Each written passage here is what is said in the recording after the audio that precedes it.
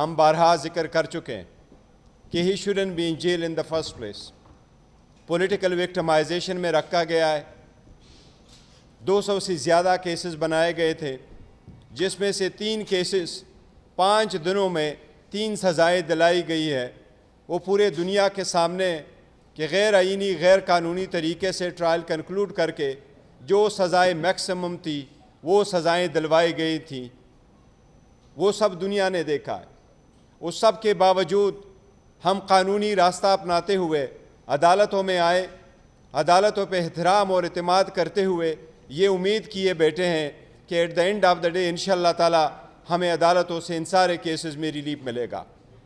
लेकिन पहली सज़ा के भी जब सज़ा हुई थी और अडियाला जेल में ही रखना था तो खान साहब को डाइवर्ट करके अटक जेल में रखा गया था।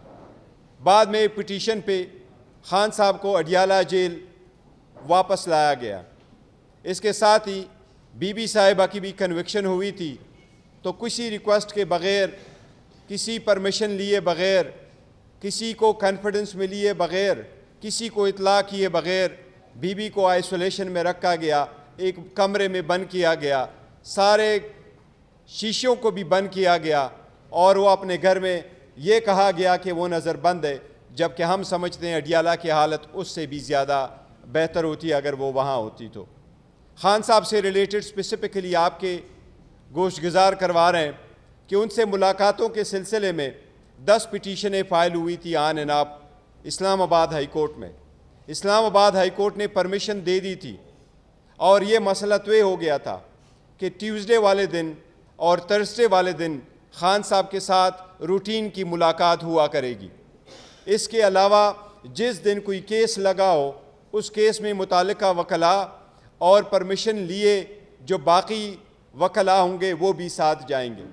खान साहब ने ख़ुद एक लिस्ट प्रोवाइड कर दी थी जिसमें 8 वकीलों का, बाद में उसमें 10 वकील आए थे, इनका नाम दिया गया था कि वो किसी भी वक्त खान साहब के साथ मशवरे के लिए आ सकते हैं। ये खान साहब का एक आईनी और क़ानूनी राइट है। इसके बाद हमने एक दरख्वास्त गुजारी और जेल इंतज़ामिया ने 6 बंदों पे मुश्तमिल, हाल दो हमें वो मौका नहीं मिला गया जो रूल्स के मुताबिक हमें आइसोलेशन में मिलना था, वो 6 बंदों की बात तय हुई कि वो मुलाकात कर सकेंगे। हमारी जब भी मुलाकात होती थी रिस्ट्रिक्टेड, लेकिन ऑल ऑफ अ सडन इस सुबह जब मुलाकात के लिए हम जा रहे थे तो मुलाकात की इजाज़त आज नहीं मिली। न फैमिली की मुलाकात हो सकी न किसी और तरीके से जेल इंतज़ामिया के साथ कम्युनिकेट हुआ। ये अलबत्ता बताया गया कि 2 हफ्ते के लिए एक ब्लैंकेट किस्म की रिस्ट्रिक्शन लगाई गई है और वो बहाना ये बनाया गया एक्सक्यूज़ कि दहशतगर्दी का ख़तरा है। इस ब्लैंकेट पाबंदी की हम शदीद मज़म्मत करते हैं। हम मुतालबा करते हैं कि इसको लेने से पहले उसकी फैमिली मेंबर्स को बताना था, वकला को बताना था, पार्टी लीडरशिप को बताना था। ऐसे ब्लैंकेट पाबंदी गैर आईनी गैर कानूनी है। हमें पहले भी शदीद ख़तरात का अंदेशा था। खान साहब की ज़िंदगी भी पहले भी 2 मरतबा अटैक हो चुके हैं। उनकी ज़िंदगी को जो लायक ख़तरात थे वो सारी दुनिया को मालूम है, लेकिन ऑल ऑफ अ सडन उनको बंद करके करना इस बात की तरफ निशानी है कि खान साहब की ज़िंदगी को ख़तरा है। और ख़तरा उन लोगों से पहले वो महसूस करते रहें जिनके हाथों में उनकी कस्टडी है।